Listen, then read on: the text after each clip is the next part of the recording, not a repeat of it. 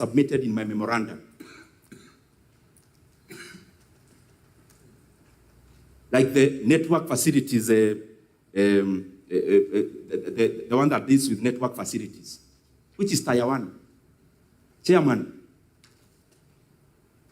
who authorized the Communications Authority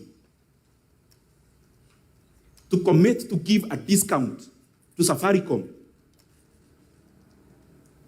in the renewal of 5 licenses, which some I have tabulated in my memorandum? That Kenya, in that respect, is losing close to 100 billion Kenya shillings on conditions precedent. Things we have already promised the buyer. We have told them, you buy us out, you'll pay half the license fee. Half the license fee in terms of billions of shillings. Money enough to make basic education in Kenya free today.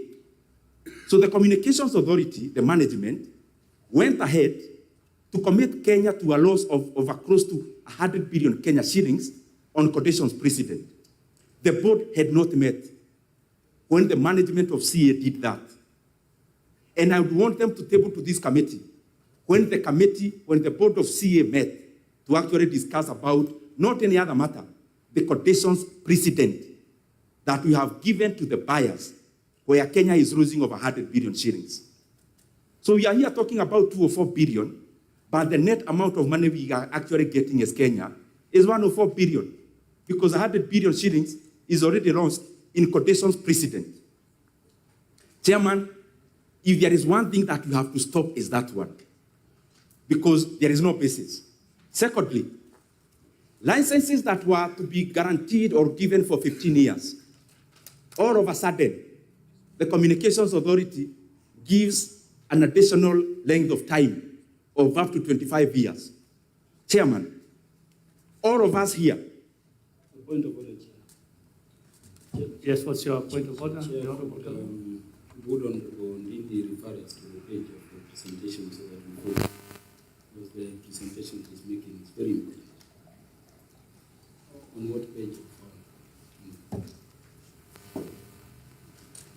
I decided not to follow the memoranda page by page because I leave it for record, but the one I'm referring to is on page 4.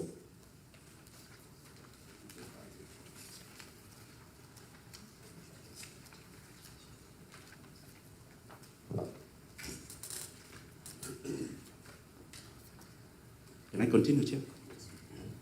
Mheshimiwa Kaluma, did you have, what was your? Yeah, Chair, it is confirmed it's on condition precedent. Okay. Go ahead, Mheshimiwa Ndindi.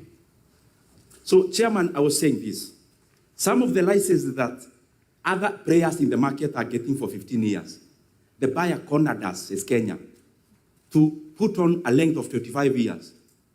Members, my brothers and sisters, we are here committing our country for the next 25 years. And I'd want all of us to add 25 years to the age that we already have. And we commit that we can continue answering these questions, that we committed Kenya to a loss of 100 billion, that we are willing to answer that question until, if you are 40, you are 65. And what is the basis of even this condition precedent? It is just absurd, Chair. And this must stop. And some of these conversations that were done, that we take this discussion and this transaction so light that we were doing phone calls. Phone calls where Kenya is losing 100 billion shillings that make this letter to the... You know, when the transaction happened, Chair, it was a hurry because they thought this is the only person who can bail us out because we are nearing election, we need money. So that issue then... Yeah, point of... Yes, Mheshimiwa Ruto, what is your point of order? I wish Mheshimiwa, when he said doing phone calls is something of material, probably he would substantiate that like for me. Thank you. Mheshimiwa Ndindi. Thank you very much, Chair. I think just for at the right time. No, I think at the right time, but for now, I think it's best to just withdraw that phone call so that we just make progress on the matter that we're here for. I can't withdraw, Chair, even if I'm to end my discussion here, because my presentation today, history will prove me right. I know and I'll table at the right time. But you see, you've mentioned it in this committee, and once something is mentioned on this committee and the member has clearly asked for the substantiation, if you cannot provide that at the moment, it's best, as you said, when you have that opportunity to present it again, then you can come up with the substantiation. But for now, I'll kindly and respectfully ask you to withdraw so that we just, you're doing a very important presentation. Let's not lose that. The Honorable Ndindi. Chairman, let me withdraw to postpone it to a later date. Thank you very much. Yes. Thank you. Go ahead, proceed. Chairman, have you looked at mobile termination rates? What conditions precedent did we give to the buyers? Conditions precedent, and as I'm repeating, is this, Chair. You want to sweeten the deal. In the markets, we say sweetening the deal. So that, okay, I'm selling this cow, but I'm also selling with the calf. You try to sweeten. So the condition precedent we gave is actually bigger than what we are selling. So we lose money on one hand through CA, one on licenses, 5 of them, over 100 billion shillings. Secondly, on this other side, Chair, we are here now pushing Kenyans into a corner through mobile termination rates. I know you'll do that homework. I'm almost finishing, Chair.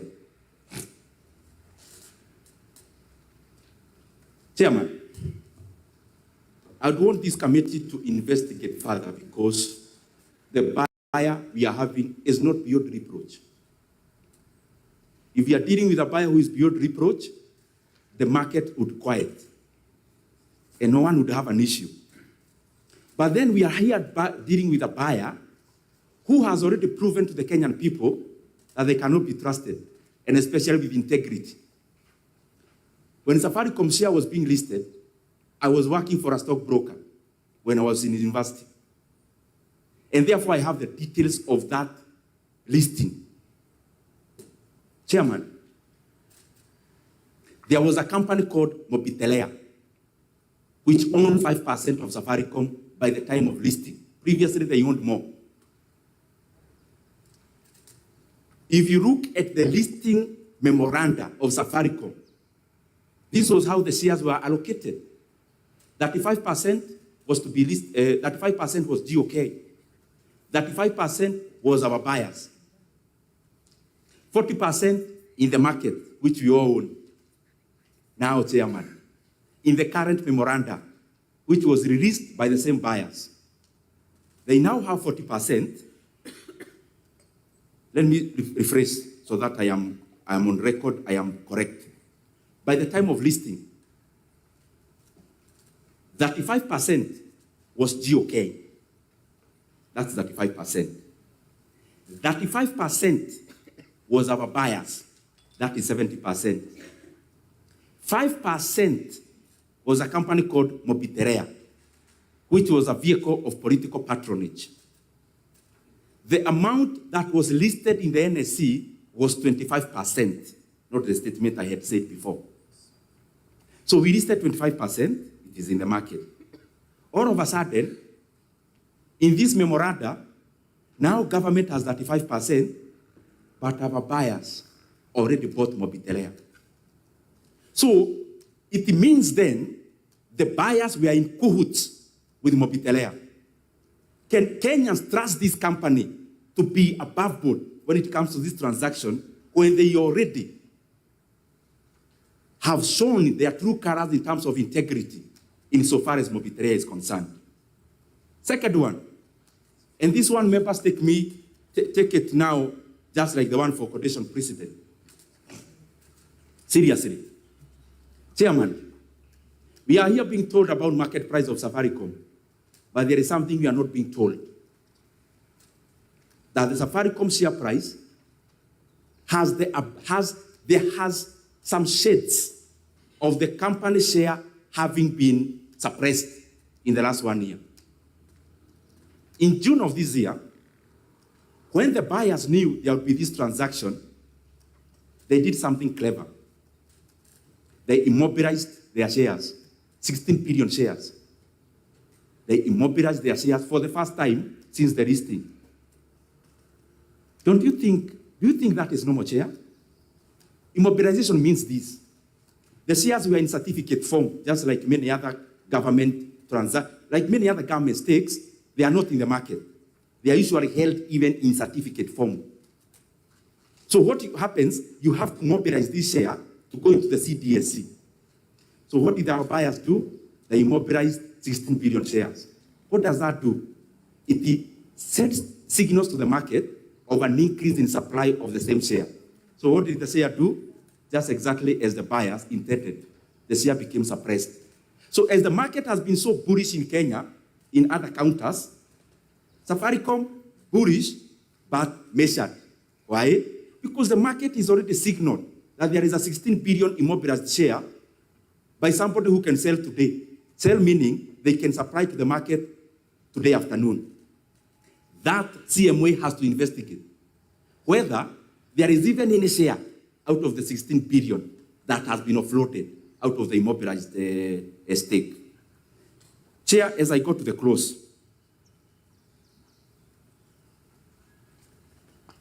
transaction, I had the National Treasury talks about KCB. This is how this market works, Chair. And I'm saying it in good faith and in humility. If you want to know, there is no other hand. One, and especially in the transaction cost, because it is abnormal.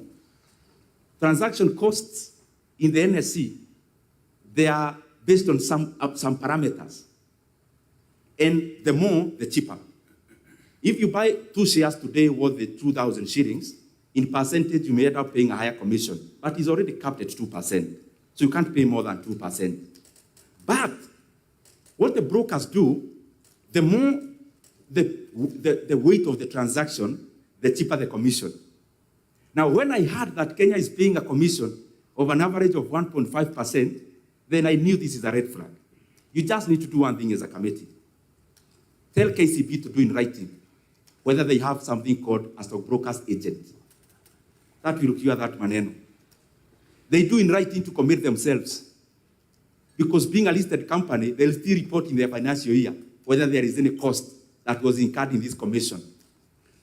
Stockbrokers agents, how would they do? You go to a stockbroker and say, this is my deal. And then you are put into the system as an agent. Then you are given between 35 to 50% of the commissions your client generates. So you just need to ask KCB in writing whether in this transaction there is a stockbroker's agent. Because if there is one, second question is, why do you actually need an agent? A company that is already being controlled by GOK. KCB, the chairman, is appointed by government, and the board composition is appointed by government based on the 19% stake. So why would you need an agent for you to connect Kengen to Kenya Power, for example? Why? So, chairman, whatever savings we make, it should go to the Kenyan people. But the way to cure that, let them commit. And then Parliament will check later whether in this transaction there was associated cost of an agent, because that is how things can happen. Lastly, the way forward, I have always said it, and I know 100%, Kenya may end up getting over 350 billion Kenya shillings if we fall part of them. And the many suggestions that I've heard from many people who have appeared before you, Chair. One, this issue of listing Safaricom came up even when I was in the corridors of power. So it's not something new to me. And therefore, whatever I'm saying is just to remind even the people who are there today. But there were better proposals than now. Why are we falling back to inferior proposals? The proposal which I would give, which even them they know, break Safaricom into 3. And you're not doing anything much. Breaking in paper, you're not breaking it like with Nyoro. Break Safaricom into a telco. Number 2, into a fintech. And number 3, into a tower company. The sum total of the 3 will be much more valuable than the whole. That's one. The second option, that is one option. The second option, if we really need money so fast and you don't have time to break down,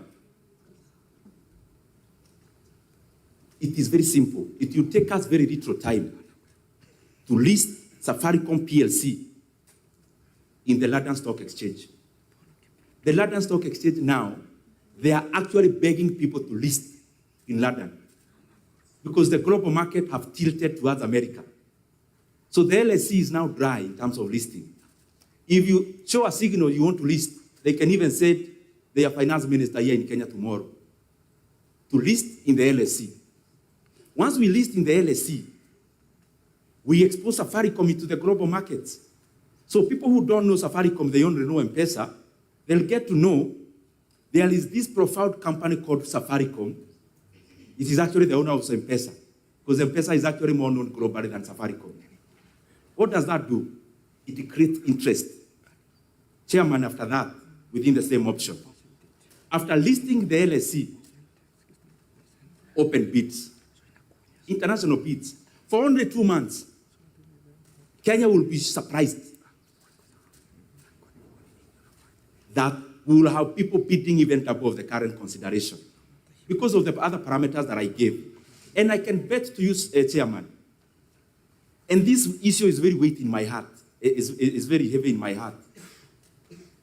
The market already knew that Etisalat wanted to buy Vodacom. It was already known in the market. And therefore, I will not be surprised if our buyers today, next month, they are on sale. Why can't Kenya be patient for 2 months? We go directly to the main buyer and we get the right valuation. When we open an international bid, I can guarantee you we'll have the same buyers bidding at a higher price. We will have Orit bidding at a higher price. You will have them, Etisalat themselves bidding. You can have investment vehicles like BlackRock bidding, like Blackstone. Eventually, Kenya will get more, as the story I gave about Rea Vipingo. So my submission, Chairman, is let us open this bid to international bidders. And we lose nothing.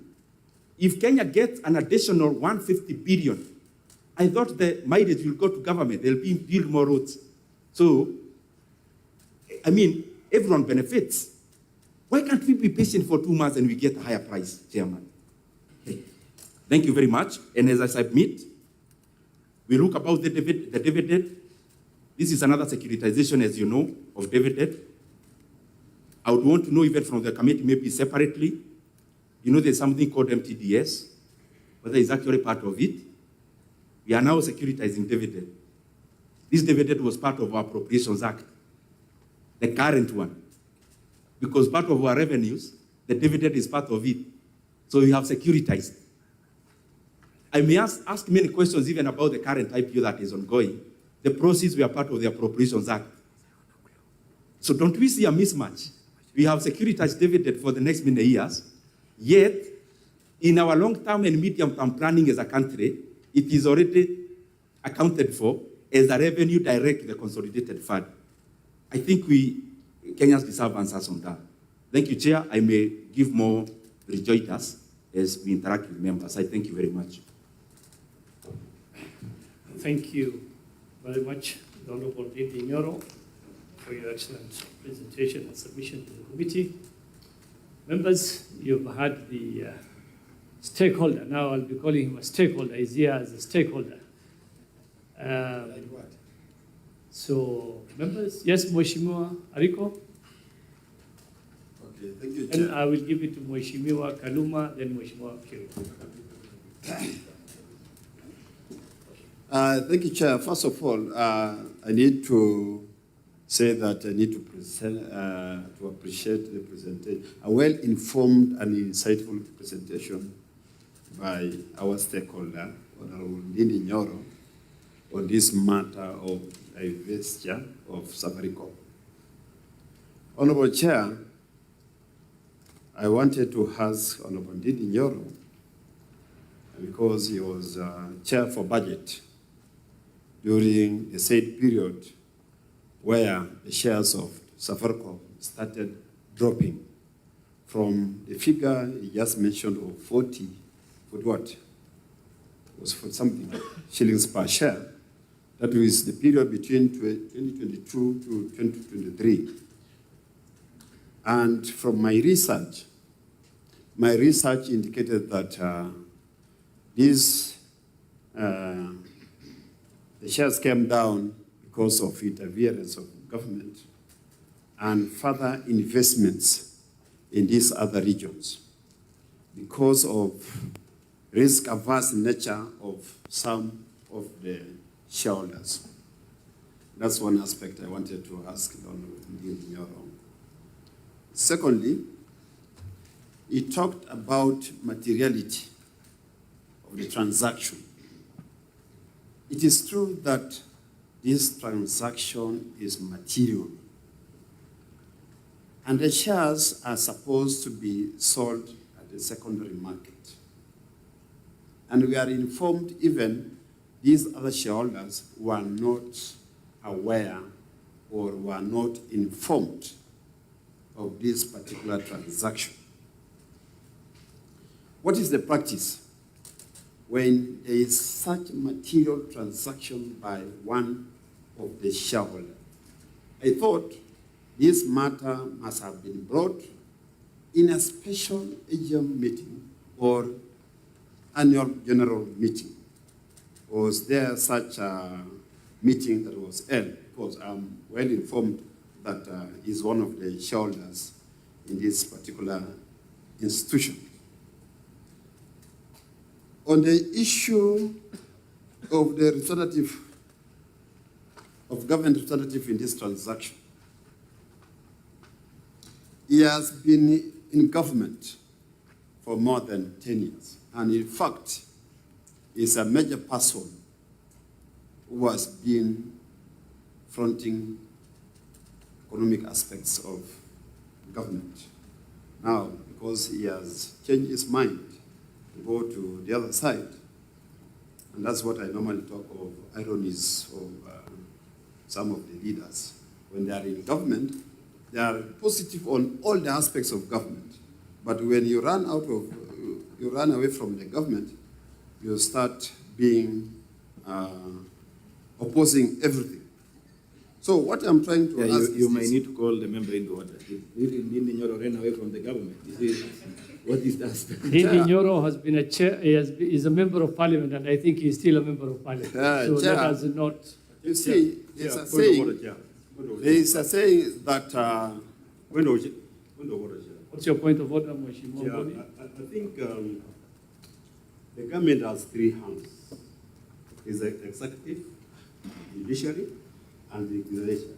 So Ndindi Nyoro, Honorable Ndindi Nyoro, being a member of parliament, is part and parcel of the government. Thank you very much. Thank you, Honorable Chairman. They also I know what. Let's allow the Honorable Ariko to continue with his points kindly. Chair, there's your point of order, a mindset saying. Mheshimiwa Ariko, there's a point of order. What's your point of order, Mheshimiwa? Chairman, I want you to provide guidance so that we don't degenerate from the main business of why we are here to politics of government and not government. This is a serious business for all Kenyans who are taxpayers. I think, as Mheshimiwa Chair, Makapa suggested, can we kindly... History provides us insight into Yes, what we are but- discussing. Yes. What we are discussing. There is a mindset saying that a jealous family member is more dangerous than a hateful enemy. You can brainstorm around that. Let me continue with my Please, let's presentation. continue on the subject matter that has brought all of us here. Mheshimiwa Honorable Ariko. Ndindi has not made a presentation of the true intrinsic value of Safaricom so that we can base our argument on his presentation. As a scholar, the presentation of Honorable Ndindi is from a scholarly world. So I want to appreciate that. But he has deficit in terms of giving us the intrinsic value of Safaricom and how much are we supposed to sell these particular shares. what is the best valuation model. From his presentation, I have observed that he wants us to go into the competitive market. The secondary shares are supposed to be competitive. And just because he has given us some insight on the internal dealings, where one person has clear information or correct information over a particular issue, and this issue is about the valuation of the company, it's about the price of the share, and in fact, the future prospects of the company. What interest is Safaricom going to get from the future prospects of the company, which are more valuable than the current state of Safaricom? Finally, Chair, because I've handled on the issue of competitive process, Honorable Ndindi has talked about the stock brokers. He has mentioned about KCB. And probably it's about the transaction advisor.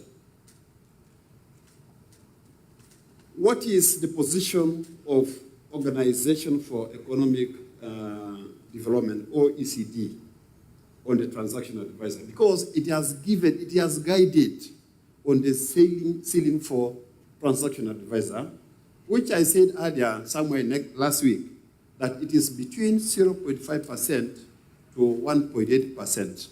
And from the presentation of Treasury, the transaction advisor percentage is 1.3, which from my professional point of view is within the bracket. Thank you, Chair. Mheshimiwa Kaluma, then Mheshimiwa Kirwa, then Mheshimiwa Paul. Chair, let me join the members in commending Honorable Ndindi Nyoro for coming forth to participate in this process at this stage. I know as a member of parliament he'll have another stage, but this is bold. He's also a Kenyan. And so let me thank him for requesting our clerk to permit his presence to make these presentations at this stage. I know we may also visit other counties during public participation, take interest and join them. And Chair, let me thank you also for following Honorable Ndindi's request, allowing him to appear before us. Listening to Honorable Ndindi, Chair, I'm asking why he didn't request to join us as a stakeholder, so that a number of these questions he's raising would help us as representatives of the people to raise them with these various bodies coming here. In fact, makes me think, Honorable Chair, that because I know we could be having Central Bank of Kenya today, later on, Honorable Ndindi should stay around. Because ultimately, if he stays around in that capacity, he can join us as representatives of the people in interrogating these matters. Why do I say so, Chair? Chair, when Honorable Ndindi indicated he's coming and you told us so in the morning, you remember we adjourned briefly. And we were very elated. We thought there is a smoking gun. And he has come and he has started as if there is a smoking gun. But I'm still waiting for the gun to discharge. The gun is not discharging.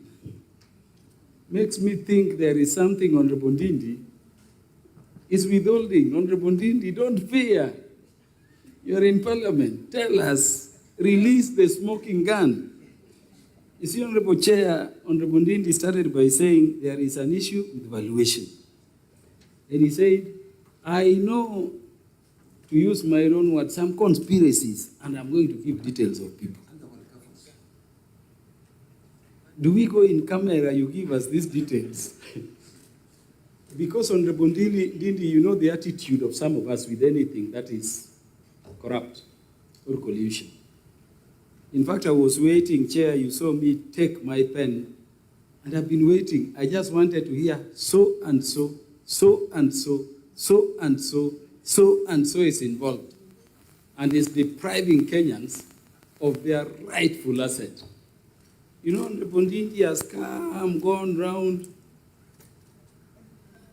I want to request Honorable Ndindi that on that second limb, and I can tell you, you know Peter Kaluma as you do other members of this committee, if you were to point to us that there is some conspiracy, some corrupt practice around this matter, Honorable Ndindi, I can tell you, we would adjourn all the other hearings and this committee will make a decision on my intervention. And you know me. So I would still request and ask very humbly, my brother, having come forth, the generalities you have spoken here, you could speak on the floor. Give us the details of these people you indicate you will give.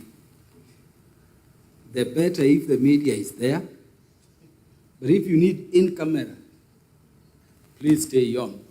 But I return my ask to the chair to allow you to sit through. You are entitled with the permission of the committee, as a friend of the committee. Chair, valuation has been a matter disturbing us a lot. And I agree with Honorable Ndindi. We are not sitting here just as parliament.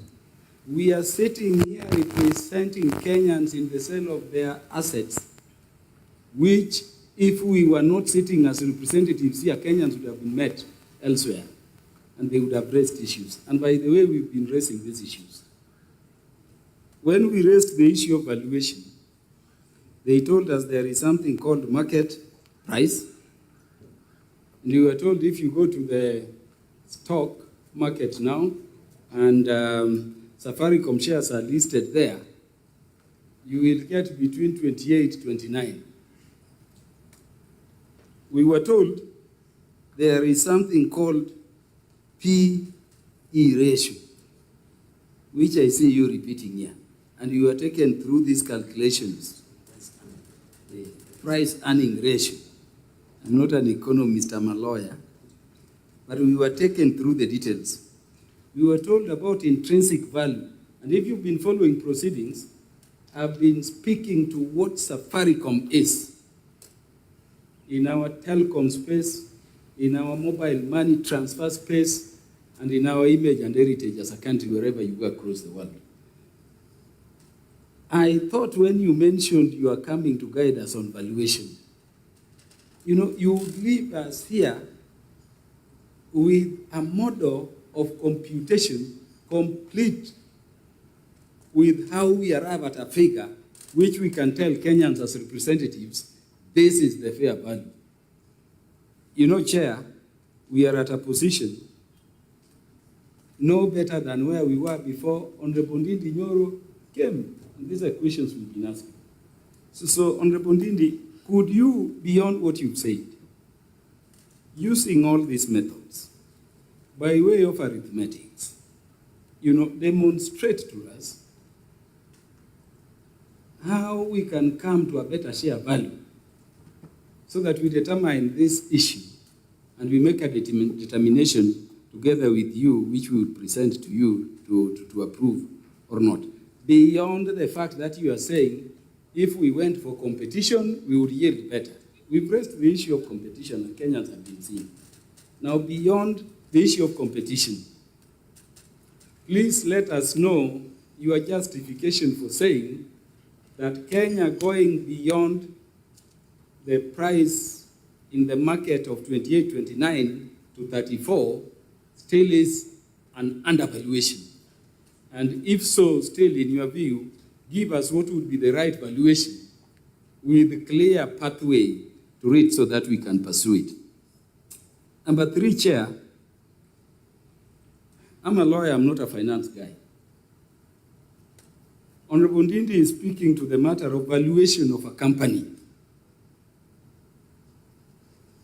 What we are dealing with here is valuation of shares, not a company. I know the value of the company may be one consideration you take to your intrinsic value, which I've requested you to compute.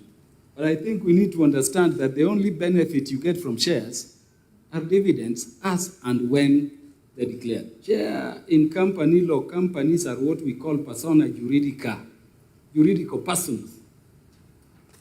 You don't own the assets of the company. You don't own the company. You own shares and you trade in those shares and you derive benefits by way of dividends. Full stop. So let us be clear that we are not valuing, Safaricom. We are valuing shares in Safaricom. And so it is away from the company and, Honorable Chair, the assets. But Ndindi, I need you to share with us on something. When we enacted the Companies Act in the 11th Parliament, you were not yet with us. I was at the center of it. We had a section 975, subsection 2B, in which we said any foreign company in Kenya to be registered here had to let go at least 30% shareholding. Was it to the government or to the local people? There had to be that percentage. Out of the idea that we needed to attract foreign investment in 2016, you remember, an amendment was brought, and when that amendment was brought, we deleted that provision. Now leaving these shares open to everybody. If I were to eat your mind, thinking about the place of Safaricom, do you think we should recommend a reinstatement of that provision?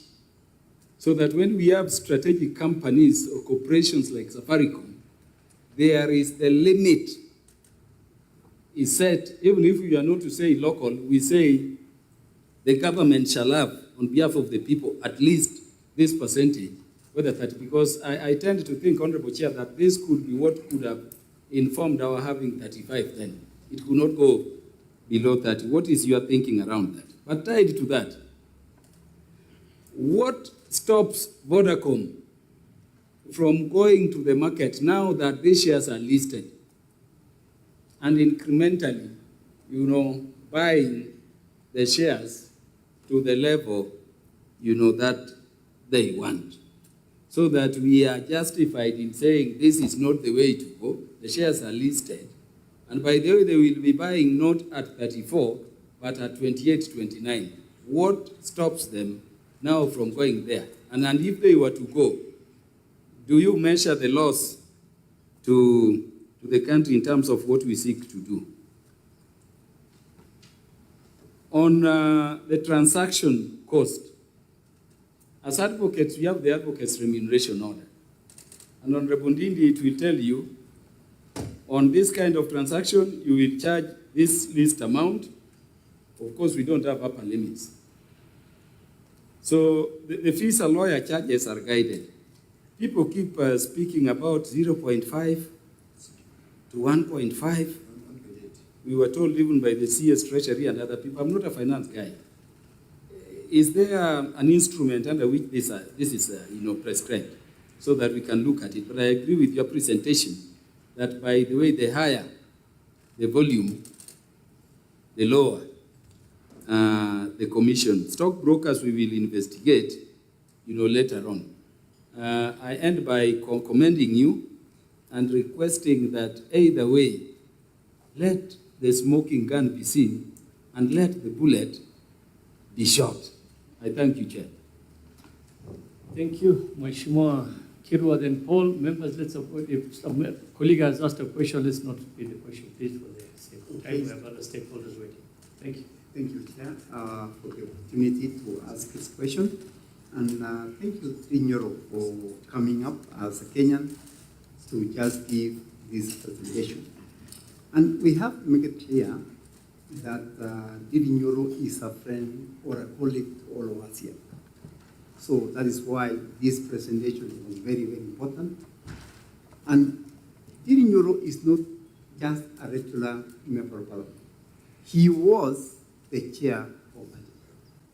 So he has so much information pertaining this particular issue. Ndindi Nyoro started saying he wants to know how it was validated that the stock is at 34, not 29. He gave us so much information about the sale of the company. He gave us so much information about several other companies. My question to Ndindi, because the CEO of Safaricom sat right there where you are.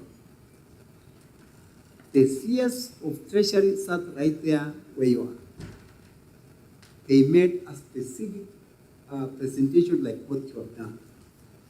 We asked them questions, the same questions that we're asking you, and they gave us answers.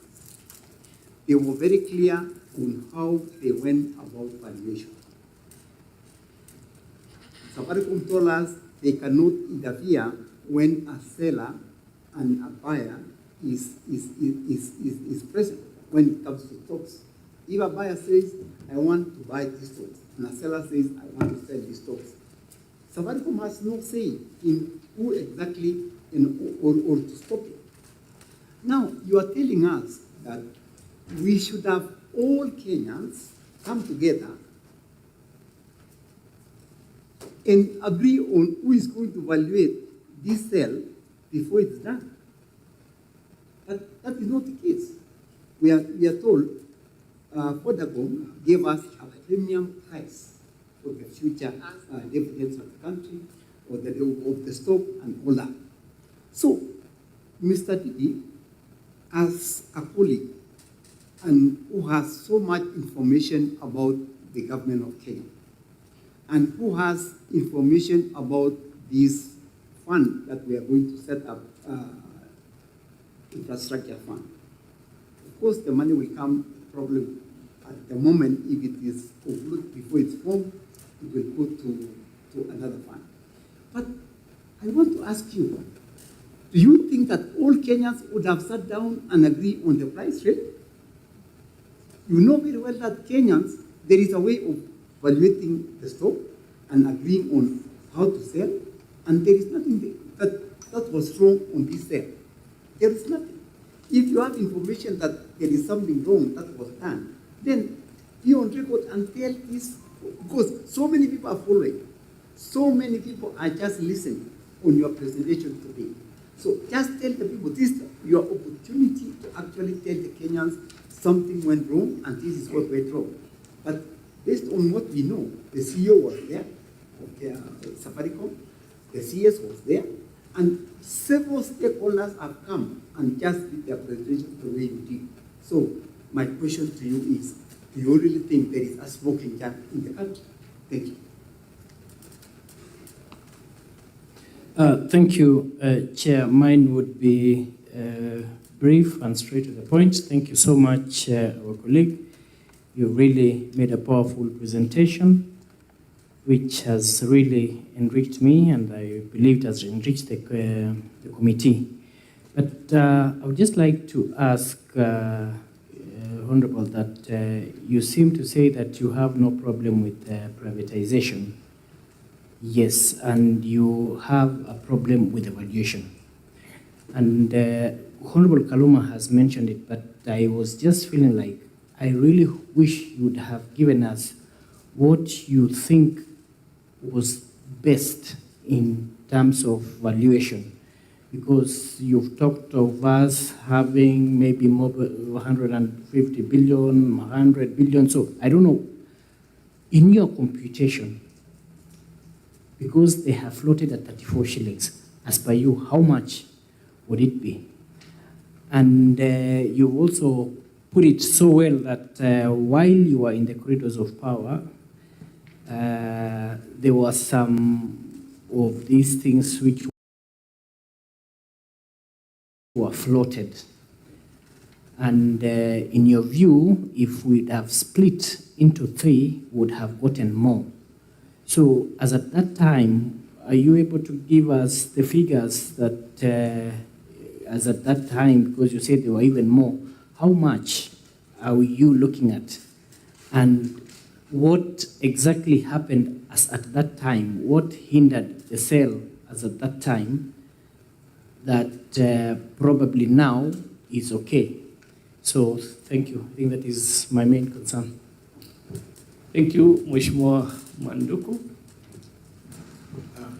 Thank you, Chairman, and thank you, The members kindly want to be, if we can get straight to the question so that because of Honorable time, we are. Nyoro, for your insightful presentation. I think I'll be straight to the point and I'll not repeat what has been asked. First, I happen to be an architect and we have our scale of fees. 525 prescribes the minimum payable to architects. To the best of your knowledge or recollection, is there a minimum payable to stockbrokers by law so that we can deal with this matter conclusively? Number two, on the split of Safaricom, this discussion was mentioned by CS for National Treasury, and he argued that if you split it into 3 entities, then you lose the leverage. You increase costs by having distinct entities. But I also know from my own research and experience world over, where we've had a split of giant telcos, the residue entities have not done very well. And I'll give you an example. We had General Electric splitting into, I think, aviation, medical, and energy. The aviation sector never picked up. We had Johnson & Johnson splitting into pharma and medical. We've had HP splitting. We've had, I think, Toshiba and other companies in the world. So, given that Safaricom is dominant, don't you think that splitting it into distinct entities then will create avenues for other competitors to cannibalize the small entities? Secondly, how efficient will splitting be given that they all rely on the same infrastructure, network infrastructure? And then how will we have to deal with that then, given that we'll have shareholding in the 3 entities? Will the shareholding be evenly spread out, or will we opt to hold one entity and release the others as the government? I think that needs to come out clear. It's it. The third question, and I think you brought a very important dimension here on cross-listing. What has been the hindrance that all along a very successful company that, like Safaricom, has not cross-listed in other countries? And you gave London as an example. And what route would we take as Parliament to ensure that this cross-listing is achievable without any legal hiccups? My last question, what is your experience and what is your comment on double layering, where we have Vodacom owning Vodafone and then Vodafone owning part of Safaricom? Don't you think it would have been easier if we eliminated this layering, multiple layering? Because someone came here and insinuated that this layering could be suspect. Thank you, Chairman. Members, let us allow the Honorable Ndindi to, there were so many questions from the members to respond, then we'll do another second round. So yeah, but let him respond, and then we'll give the remaining members the other option. So go ahead, Mheshimiwa Ndindi. Thank you very much, Chair. With your permission, I have all the time when your time permits, but I'll be brief so that we also give other members an opportunity to also interact on this matter. Honorable Ariko, you asked many questions, but I'll be brief in response so that I know you have afternoon sessions. You talked about when I was in budget chair and what I did for Safaricom share price. And I don't even know what to answer you. Because what does a budget chairman in Kenya has to do with the market prices of shares? there's nothing I can do. I'm a market taker, just like any other Kenyan. And on that matter, respective for the Honorable Aliko, you are my brother. This issue came up when I was there, and I gave my voice. And my voice is as I have given the committee, because there's nothing to hide. The beauty about this conversation is that even the people who have appeared before you here, the technocrats from the National Treasury, they know the things I'm saying here are the correct ones. That was what they were also saying themselves. But because of the urgency of voting to sell this year now and not tomorrow, that is my answer, what I think has changed. Then you asked about the valuation of, in terms of KCB being the transaction advisor. And I agree with you about there is the base price and there is the upper limit. In fact, you can change nothing. You know, in a business transaction, if Honorable Maduku is an architect and he wants to do his work for me for free, that is his business to do that. My business as a Kenyan is to look at where we are approaching the ceiling, not the floor. The ceiling is more important to me because that is where you put in the other costs in quote. And in this matter, Honorable Aliko, through the chair, I only have one direct thing that you need to do to safeguard the Kenyan interests. Even if KCB gets 3 billion, it is okay. Just do one thing. Ask them, do you have a stockbroker's agent? And they do it in writing. Why am I saying so? That is how deals are cut. And we are here to protect public resources so that instead of the deals being cut to go outside of the public purse, this money to be directed into building roads and other things. So if this committee gets that comfort in writing, then we will have a follow-up document that if KCB ever pays anyone in the name of being an agency, then this house will ask them, an agency for what? Do you need any agency to go to KCB to introduce a Safaricom stake, where the chairman is already a representation of government? That is my take on Abu Aliko. Point of order, Chair. Safaricom is a business entity. So whatever it does in terms of transactional advisor, it is part of its business.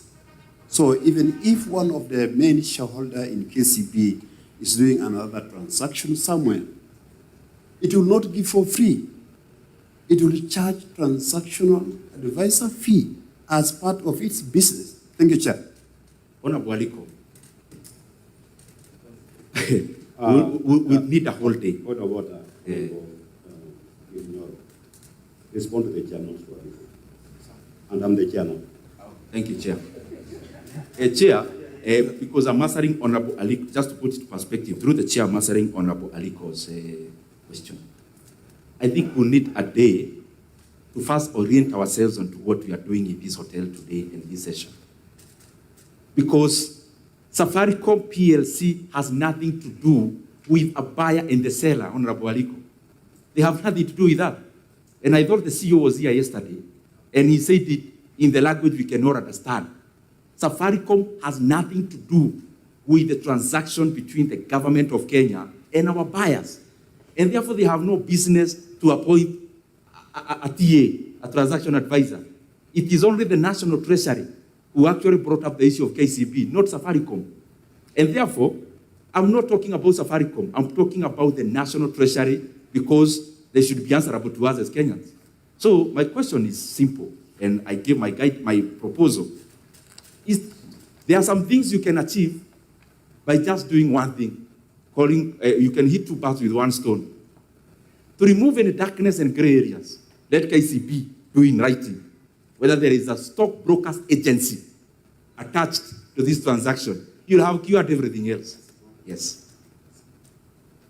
You talked about transaction cost and you give for OECD countries. Kenya is not an OECD country, remember? Kenya is a growing economy. So it's the right parameter for the wrong jurisdiction. Some are repeating themselves, but you also talked about shares came down after government invested in Ethiopia. Precisely. The shares of Safaricom were trading at 45 shillings around 2021. and the valuation of Safaricom PLC then was 1.8 trillion shillings chair. Now we are coming at a level where the same Safaricom has already invested in Ethiopia, colossal amounts of money, but we are valuing it at 2/3 of the then price. And then you are told, no, you have to keep quiet. You are basing it on the market price. That question is next, Honorable Karuma. I'll highlight it. Honorable Chair, Honorable Kaluma talked about he talked about a smoke gun or a gun smoke. And I am disappointed, to be honest, that a country losing 100 billion shillings is nothing important to any Kenyan. I am disappointed about that. The condition precedent alone, which I gave here, Kenya is losing 100 billion. Chair, point of order, please. Honorable Nyoro, yesterday we had civil society. In fact, they are even more concerned than you are. In fact, they were saying that we should not even be here, or if I recall what they said. So, as a point of information, many other Kenyans are as concerned, if not more, than you are. So I think, take it easy. It's in good faith, the Honorable Maduku, through the chair. What I'm saying is, the question was directed to me. The tone you are using, Honorable Ndindi Nyoro, through the chair, is what is taking that, like, there is nobody caring. You know, this is a committee of parliament, and you are a member of parliament, you understand. We are listening, and then thereafter, this committee will retreat and make a judgment on the reports, including what you are going to do. Through the chair, Honorable Ruto, you know, I give my presentation, and I pinpointed direct specific areas. Then if you come to me and tell me, stop talking now, it means you are choosing what to listen to. And I don't think that is fair, because I gave correct figures, what we are losing, the parameters we may do for valuation. How would you be waiting for me to give a smoke gun? Mheshimiwa Ndindi, Yes. I think let's make progress. What he was expecting, you did say maybe you'd mention names and all that. That's what he more or less referred to. But the figures you gave, I think, is also in there. So that's perfectly in order. Thank you. Let me not even, Chairman, I'll not go to that so that we don't, Thank you so much. we don't degenerate. But with humility, what I presented, I feel is very important, because we are losing so There much is no money. doubt it's very important. That's why we're all here, and I'm sure you took your time to research, do all the works that need for you to appear before this committee, and even giving your time to come and give your views to this committee, I think is a huge sacrifice for a member of parliament. So no doubt that you put in a lot into this. And that's why we want to hear you. And we don't want to digress so that we lose the main reason that you're here for. Thank you. Thank you, Chair, and I'll not go to anything that would harm the ambience of this meeting. In terms of valuation, Honorable Karuma, through the chair, was more about valuation, and he asked whether I can come up with a specific figure. It is possible, yes, but this is the point. It will still be subjective. You get what I mean? My question is not about whether I have a figure or the other person has. My question is about the process of getting into that figure. The figure that we are giving, by all contexts, even the other shareholders who appeared, we cannot agree it is grossly undervalued based on the presentation that you had and the valuation parameters that has been put forth. And again, there is one way we can strike that. And I like Honorable Karuma, Honorable Chair. He was telling me, tell us how to do it, but don't mention. In fact, I wrote it. How can we come up with a valuation, the right valuation, but he also put a rejoinder, but don't tell us about competitive bidding. It's like saying, please tell me how I can cure malaria, but don't talk about malaria queen. I don't know what to say on that, because I think the best way to realize this value is to subject this transaction into global competition. When you have people bidding, and I give examples which I don't want to go into, of rare bingo, where I didn't read, I was a participant. A share that was 27.5 just like the current valuation of Safaricom by the time of announcement. But we ended up pocketing 85 shillings. Why? As I answer that question about Honorable Karuma. You know, I was listening also to the National Treasury and other people talking about market. Vodafone can buy from the market. It is fine. Why can't they go and buy? I also threw the same question. It is for one answer. When you are dealing with a block sale, you input a huge premium based on availability. Today, if I wanted to buy Safaricom shares, only 2% of Safaricom, I will not get in this market. So you have to do it an off-the-market transaction. And the more the reason when it is an off-the-market transaction, it comes with a huge premium. It's not Safaricom that is first to do that. The last 1 year, we have had Baburi being bought by Amazon. If you look at the price 1 year prior to the day of exactly 1 year prior to the day of transaction, Amazon paid 175% upside. But those giving examples are talking about 6 months for convenience, because the market already knew there was a transaction and the share had already started to respond.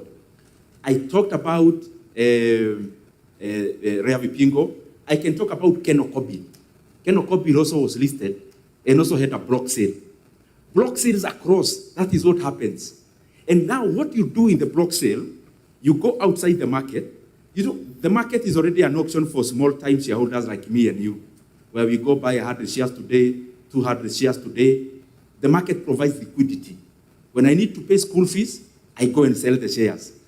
And therefore, the market, what it does, it assigns the value for the retail shareholders market. However, when you are doing a block sale outside of the market, and Safaricom, I'm repeating, is not the first one, they generate humongous premiums. And, Chairman, this is my question. If there is nothing to hide, if we are above board, why can't we just, we will not even spend money to advertise. We'll just signal to the market. Safaricom is on sale. We open bids for only 2 months. I can guarantee you, Chairman, that 2 or 4 billion will get even an upside of 350 billion for the same stake. And I'm basing on the P ratios that I gave of different telcos and different companies of that nature. Now, as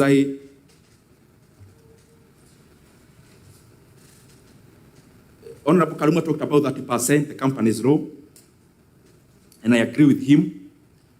Personally, in terms of my political leaning, I would actually not advocate for an amendment of that, because I believe in unfreed capital flows. For economies to grow, don't give quotations, especially when you need money. You know, when we institute a law on capping 30% on Safaricom, you can't do a law singularly for one company. You do it blanket for all the companies. So my leaning, economically speaking, I will not advocate for the change of law in terms of pushing international investor outside. I would actually advocate for a free flow of capital. That's how South Korea did, China did. Some of the brands we talk about, including China, all of them, Alibaba, that was American money, BYD, that was Berkshire Hathaway's money at some point. If you go to even Singapore, Keppel, they grew on other people's money, DSB Bank, other people's money. So I believe in an economy where let capital flow, and especially inwards, not outwards. The other thing is the same Honorable Karuma asked. You know, this is the confusion we are being we may get into. Oh, Vodafone can buy this share cheaply in the market. Okay, they are reasonable. Let them go and buy. I'm repeating. They will not get supply. There is only 25% stake listed for Safaricom. Some are already held by institutional shareholders who are not selling because they know the price is not the current one. They know the market does not represent the valuation. Just as Rea Vipingo 27.5 was not representing the valuation, which we ended up having 85 shillings. It is the same thing. Honorable Kirwa, thank you very much for the compliments. And I'm always very, very happy to see you, Honorable Kirwa. Very happy, and especially given the challenges that have been there. Seeing you healthy and good, we are all very happy for that. Again, many things are rotating around valuation.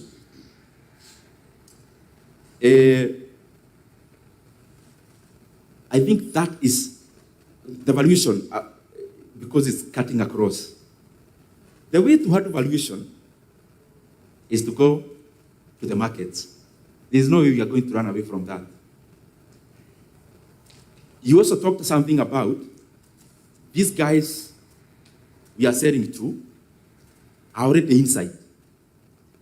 It's called information asymmetry. So they already know so much than I know. So they already know so much than the market knows.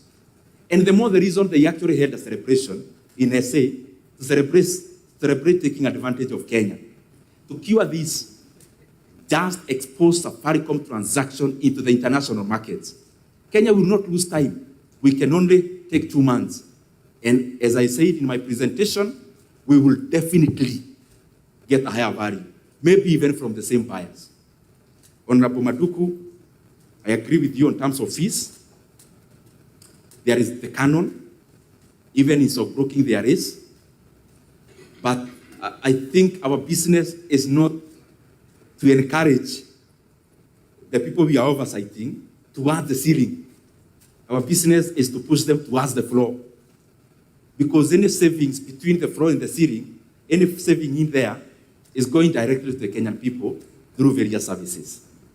You also talked about divestitures that happens in terms of breaking the parts. Unfortunately, the companies you gave, none is in the business like the one, none is close to Safaricom in the business they are in. But breaking down happens in 2 levels. There is the breaking down of a company that is too diversified. That is what GE was. At some point, GE had more than 200 parts, and especially when Jack Welch was the CEO. So there is a difference between when you have an agricultural company that also does telco, that also manufactures carpets, that also manufactures camera. That was what GE was. And that is why they are breaking down. What am I trying? I'm looking for words so that they fit into the explanation. Safaricom, you are talking about a company with 3 parts, which all can be a client to each. But beyond being a client to each, at our company will be a client to the telco. And the fintech will also be a client to the telco. But beyond that, it opens the 3 entities to do business with other people.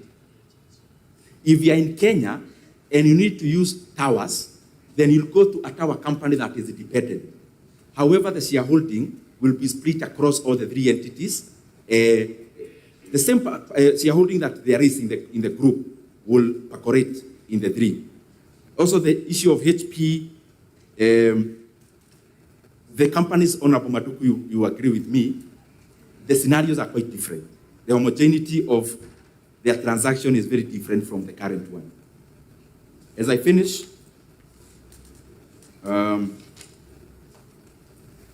cross-listing, I agree, especially regionally. Cross-listings that are happening is cross-listing towards Kenya, not without Kenya. What I mean is that we have regional companies listing in Kenya, like Umeme, like the Bank of Kigali is listed in the NSC, but we barely don't have a lot of Kenyan companies listed elsewhere. However, as you rightly put it, cross-listing is very important also for capital flow. Let me use an example. The other day we saw a company saying they have discovered gold in Kenya worth so much. If you look at that company, a small entity, it was actually at some point listed in the LSE. So they go there, they raise the money, but the money comes to grow our country. It is the same arrangement we should have and encourage, where we have Safaricom, but for it to even realize real value in the market, expose it not to smaller markets, and the bigger markets. In terms of Africa, our Kenyan companies, including Safaricom, should be looking into cross-listing in JSE, and then go beyond Africa. LSE, you can go to NASDAQ, you can go to NYSC, and the rest. And I agree with you, there is so much value to derive from them. Double layering, as you said, I think the answer is, why do it? If you own this hotel, why do you need a layer of 8 companies, this owning this and the other owning the other? Why would you do all that much work if you are above board? Thank you, Mheshimiwa Ndindi. Now we'll give Mheshimiwa Mboni, Mheshimiwa Makilap. Yeah, thank you. Thank you very much, Chairman. And thank you, Honorable Nyoro. I think you have given us a lot of insights. And to be very sincere, we need to call some of these institutions so that we can clarify some of the issues we are raising, and which some of us have been concerned. According to you, we are losing 100 billion from these transactions.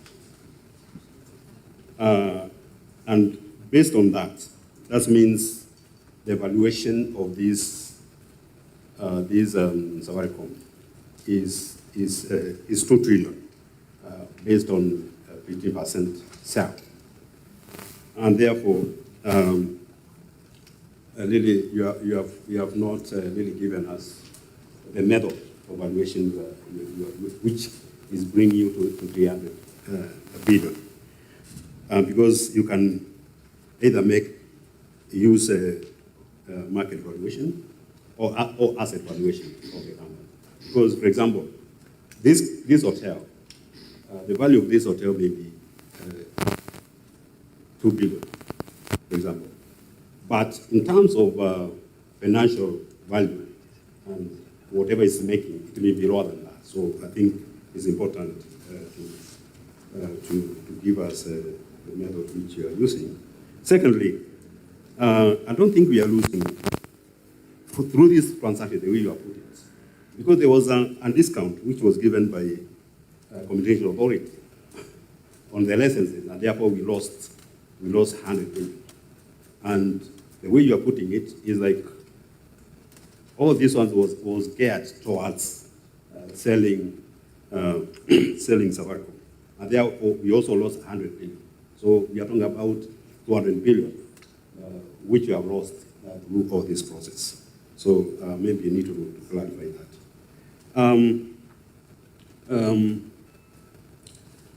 You did mention that some of the people who are negotiating were not part of the process in your presentation. I looked at it very well. And I was wondering, where and when do transaction advisors come in? Were they not part of this transaction negotiations? Because transaction officer is supposed to lead and guide on transaction and negotiation of that. Mheshimiwa Ndindi, you did mention Mobitelea, and this is an issue which has been people have been trying to avoid. I raised it, I think, with I think Treasury or another company or somebody, and nobody is coming out to tell us where does Mobitelea share stand in this, because even Mobitelea that time it owned 5% of Safaricom, assuming Vodacom also bought the 5%. And you know, we are made to understand they have 40%. Now, suppose they bought 5%, and now they are buying another 15%. Therefore, we are talking about a controlling shareholding by Vodacom of 60%. So maybe you can tell us what happened to this year, because I think you have a lot of insights. And who bought the 5% from Australia, so that at least you can be able to make some of these decisions as a committee. Otherwise, I'm very happy about this presentation, and it has given me a lot of insights on this committee. If we actually follow this, then we can be able to come up with a conclusive understanding and decision on this matter. Thank you very much. Thank you, Mheshimiwa Mboni. Mheshimiwa Makila, karibu. Thank you, Chairman. I've listened very carefully to the presentation done by Honorable Ndindi.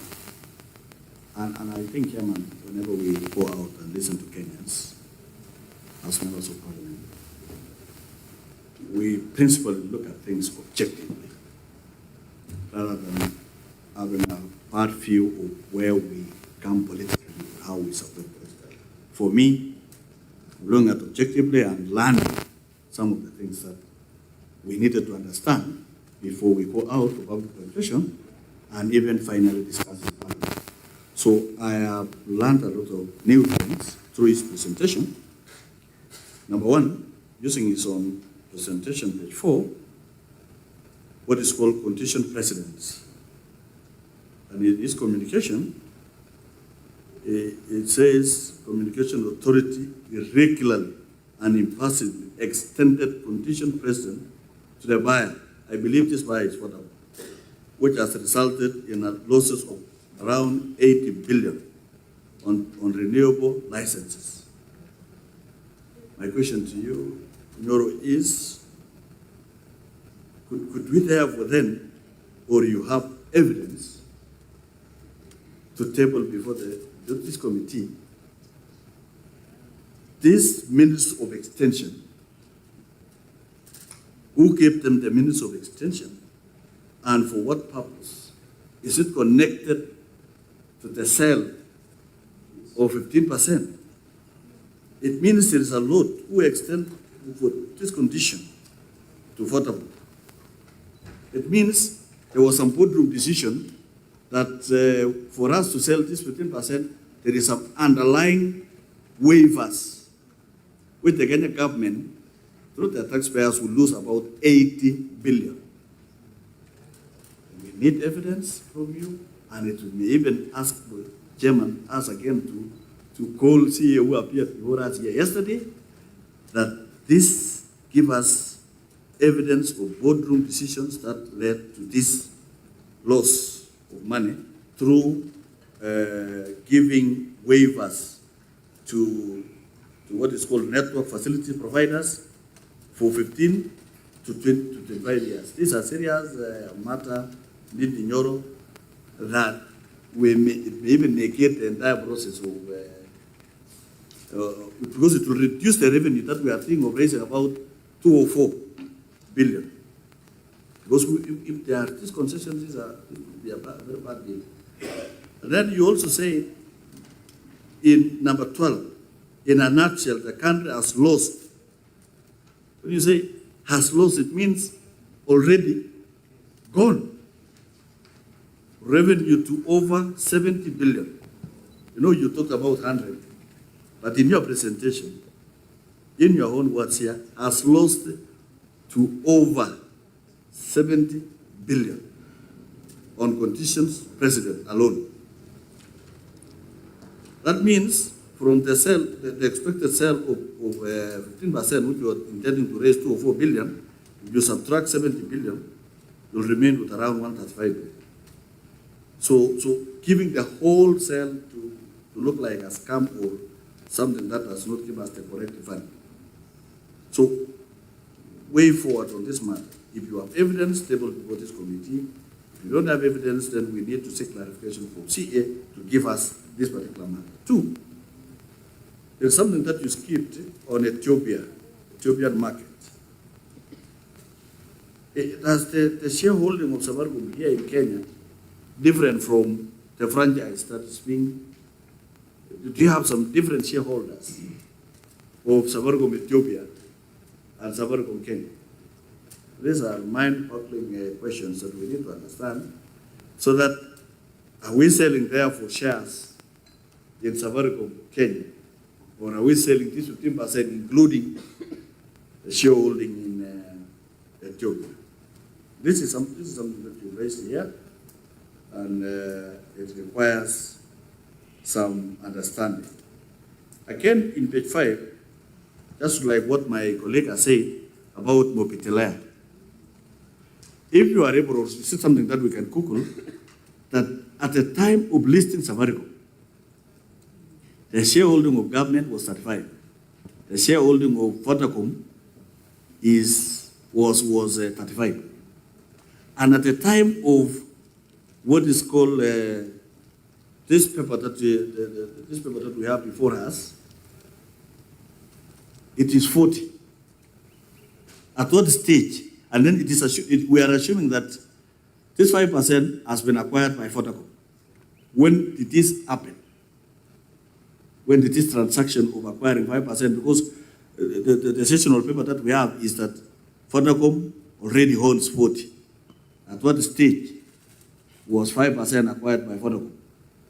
If you have evidence of at a time when Vodacom decided to buy Mobitelea, then it is also good for this committee to have it, because it means this Vodacom is a big animal that continues to acquire other people inside, small shareholders, and they may even acquire anybody else remaining.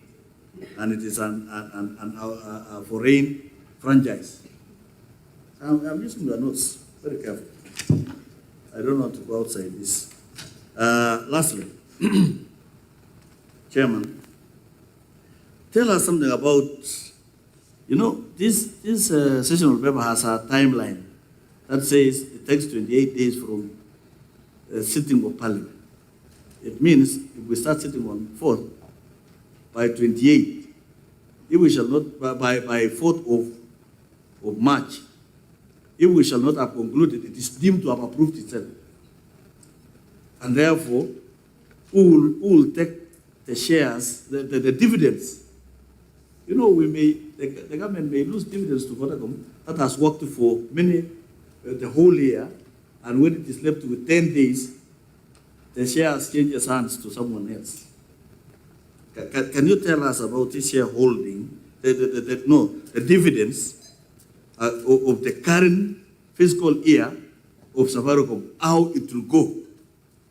Because how can I lose all the milk of my cow, which I've worked for it for the whole year, just at the wee hours of exchange? Tell us something. You did not say something about it. And finally, tell us something about when Safaricom PLC is being sold, and when the shares, 15% shares of Safaricom is being sold, how does the entire franchise, the value which was at 2021, 1.8 trillion, how will this sale affect the assets of the entire ownership of Safaricom when it will be owned by a foreigner at 55%? Thank you, Chair. Thank you, Chair. Mheshimiwa Makilap, if you could switch off your mic. Makilap, switch off your mic, please. Thank you so much, Chair. Like my colleagues, allow me to also take this moment to congratulate our senior colleague in the Parliament. I regard him as senior, being my first term in Parliament, and he's serving his second term. And the way he's with whole heart or passionately following up the issues of the country and for Kenyans. Thank you so much. Chair, from the onset, introduction of the presentation by Honorable Ndindi Nyoro, there is a funny statement I've underlined there, that he has referred this transaction as inferior transaction. That implies from your presentation, you trust out completely. So in fact, like the question Maklab is asking, I think according to you, we should reject this thing outright before even the end of that term. And for us to be able to arrive there, Chair, I'll be able to put some few questions. And don't mind, Honorable Ndindi Nyoro, you will find some of our concern will oscillate from what you're putting. Probably you might need to put it better than you already put it. The issue of valuation, this has been a question, a critical question that every other person here has been asking. Even the Cabinet Secretary, we were able to ask him, and he laid his foundation, of course, bringing from the point of view of Section 87A of PFM Act that recently was amended, which gave powers to the Cabinet Secretary to be able to initiate such transactions outside the State-Owned Enterprises Act that we also passed in Parliament.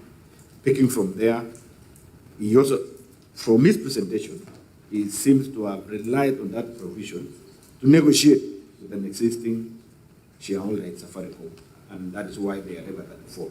But I like your thinking outside, because looking at this, it looks like you have relied so much on relative valuation, where you are comparing the market, the behavior of the market.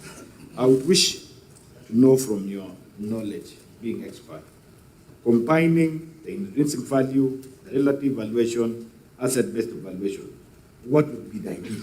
Because we are trying to look at the real position of what Kenyans should be able to get, vis-a-vis what we think Treasury has given us the best. Because for any layman person, you will minus 34, minus the current 27, definitely you are making a premium of 7 shillings. I mean, for everyone, for every layman. But from your acumen in relative, which I regard it as an ideal market situation.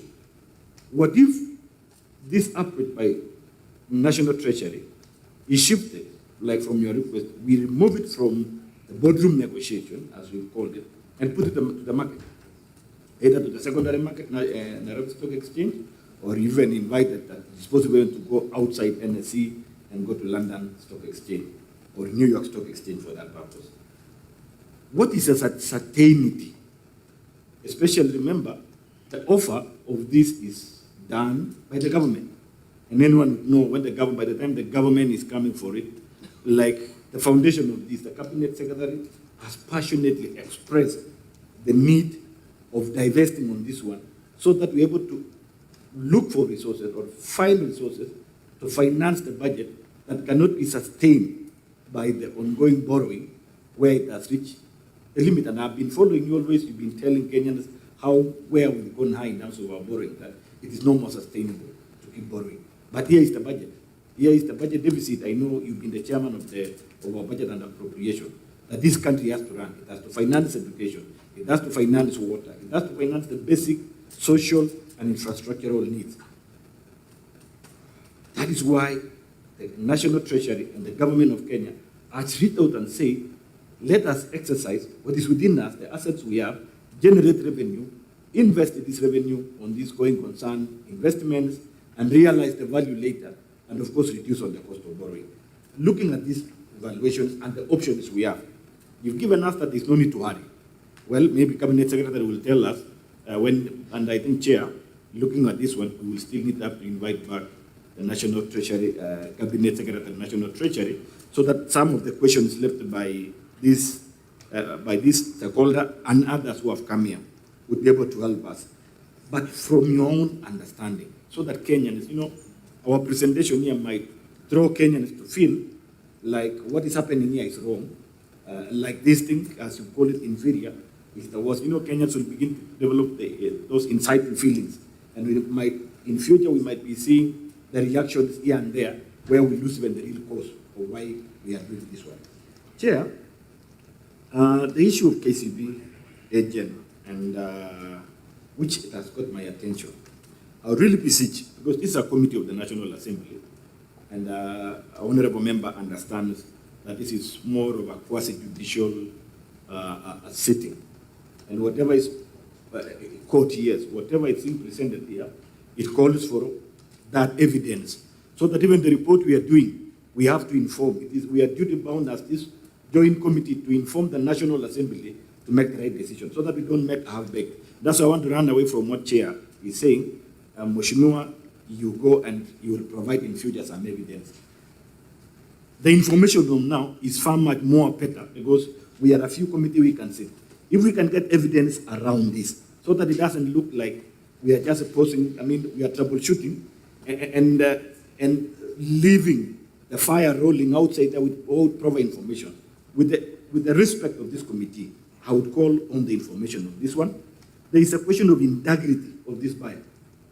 This buyer, in the earlier behavior, which McLeod has asked, and even me, I was not aware, I'm just listening today, that the shares which were owned by Mobitelea was silently moved.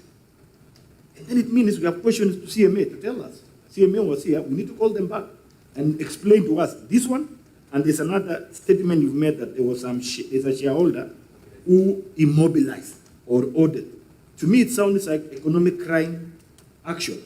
And therefore, we have questions on CMA.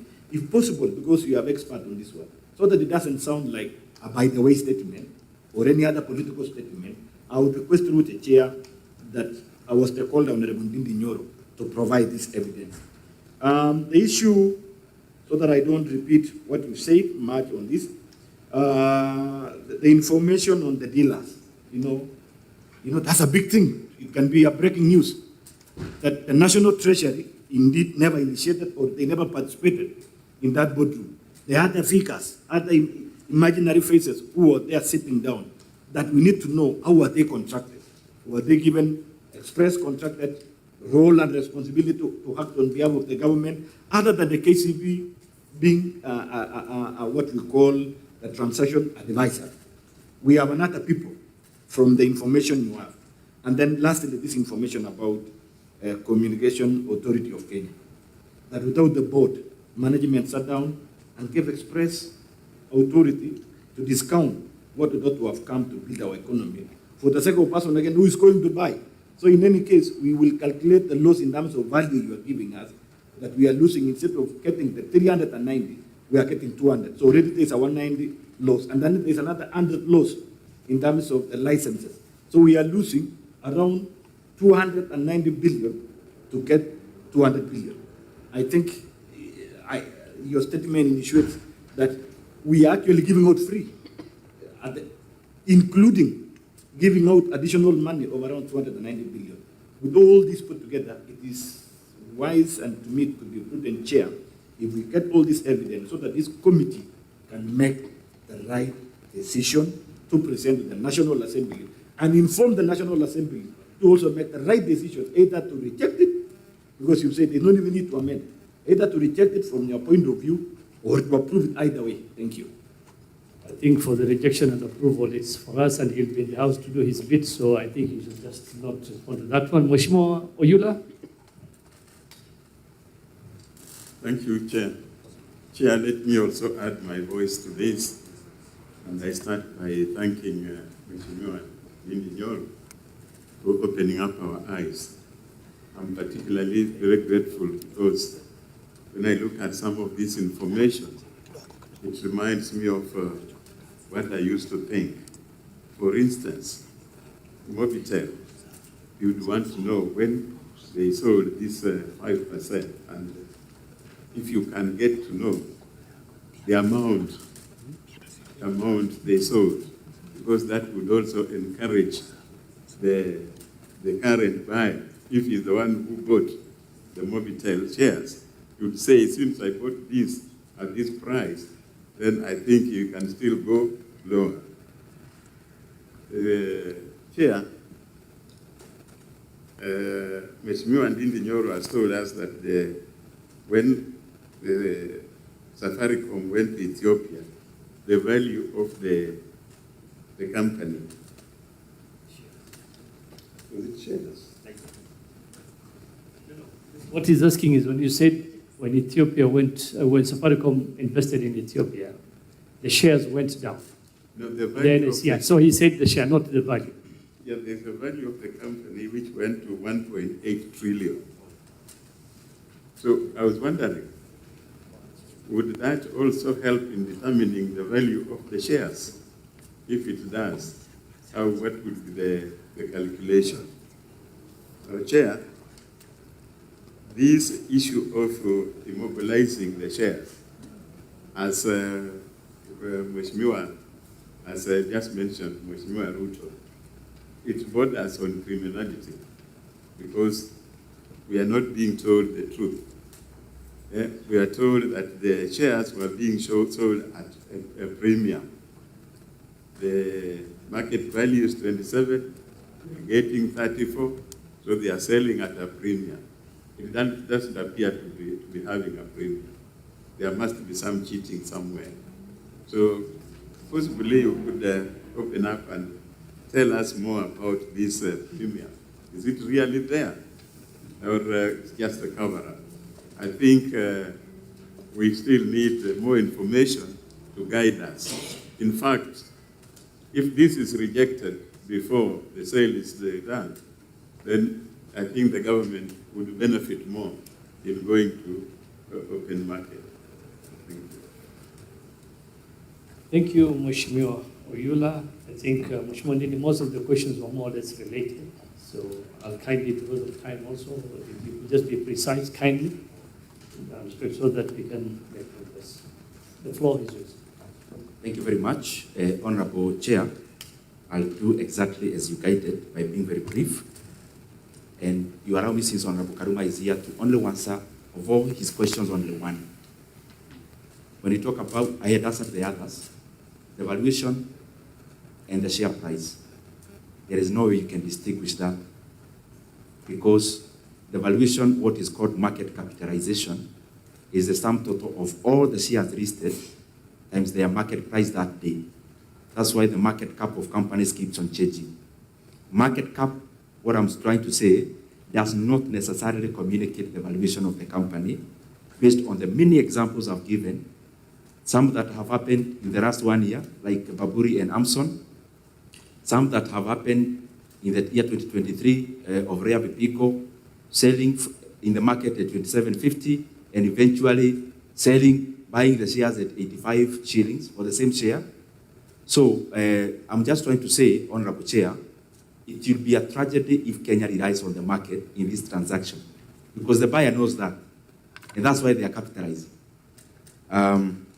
So let me go to my brother, Honorable Boni.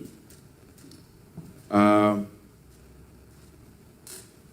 I'll attach the same question has been asked, I think, by Honorable Makirab. The money I have listed there we are losing is on condition precedent alone. Condition precedent, as I said, when there is a transaction, there is some informal discussions you have, then you formalize them. It's like when, just using an example, you are selling a house, and me as the buyer, you give me a condition precedent. Me as a seller, I give you a condition precedent that I'm selling you this house in Nairobi because I'm relocating. But any time I'm in Nairobi, I'll be coming, those 2 rooms are for me to occupy. And you sign. So that's the condition precedent. So the condition precedent answering all of us are the conditions the government of Kenya has already agreed to. Not based on anything else, based on the current transaction. As sweeteners for this transaction, the government of Kenya has already given up 50% of NPF license fee alone. Honorable Chair, that is, on one license, we are losing 40 billion Kenya shillings. One license. On a discount, given how? Given only by the management of CA. They actually gave this authorization before the board met. It is just not right.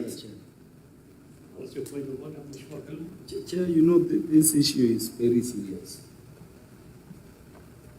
First, at page 4, it is indicated you are losing over 80 billion. When you turn over on the same matter, paragraph 12, it is over 70 billion. So we want to be clear on the amount. But what I had the questioner asking is the evidence of these discounts and the monies that are being lost on renewal of licenses. Where is the evidence of it? And I'm asking this because if there is evidence, then it is huge. No, that's why I think he hasn't even gone to answer that. He was just giving his view on where. So he hasn't gone to where that he was asked by a member to give evidence if there is. So just allow him to respond, and so that he can get to that question that was asked by the previous member. Including how the waivers compute to the amount. Yes. Yeah. Go ahead. Mheshimiwa Ndindi. Yes, thank you very much, Chair, and thank you very much, Honorable Kaluma also. How Kenya charges licenses is not anything you need to go and look for. It is cast on brick and mortar. You can't It's not anything to negotiate. So it's upon this committee to check the agreement. I think Mheshimiwa Ndindi, yes, I we go to made the it next. clear. And as you said that, and I think one of the Mheshimiwas did allude that we need to call communication authority back to the committee to verify on that. Although, Chair, yes. with due respect Yes. to Mheshimiwa Ndindi, since this is already a committee sitting, and he's been also a chair, and he understands the operators of the rest of the committees, I would wish any statement said here, it has more weight. Everyone is following, Kenyans are following.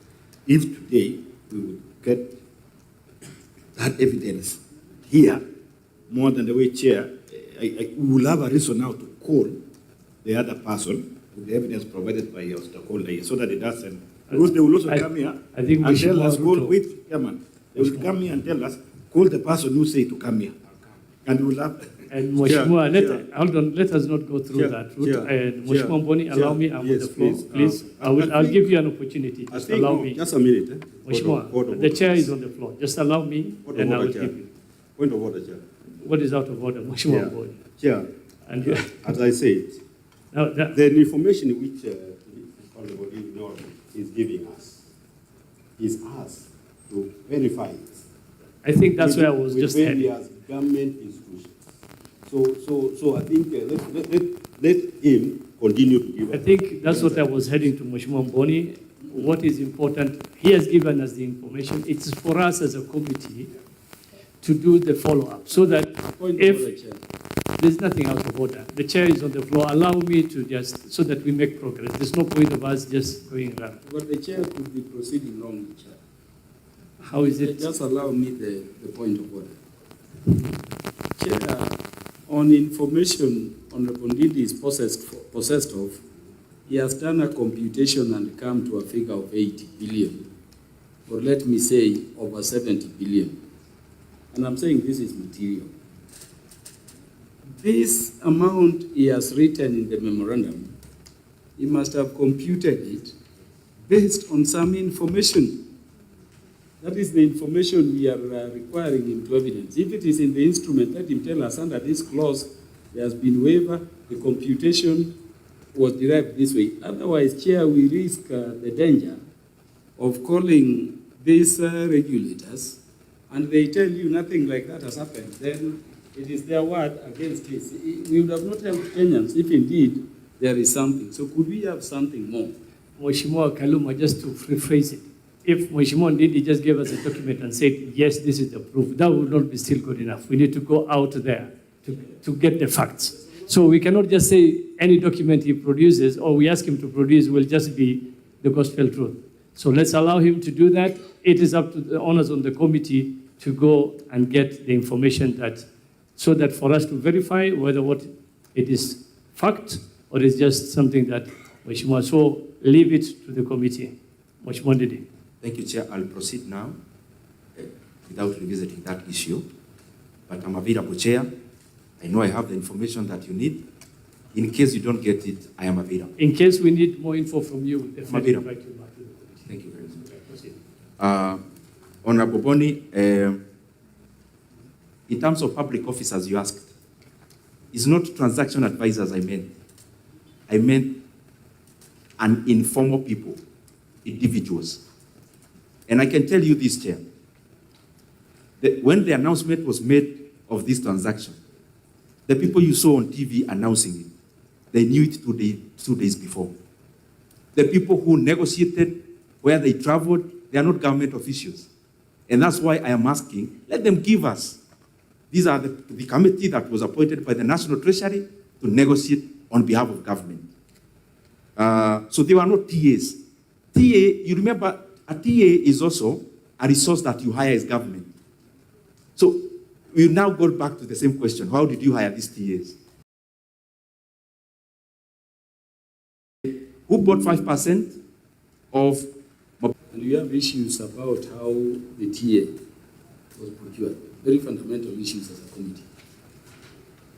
What if the people you saw speaking were agents of the TA?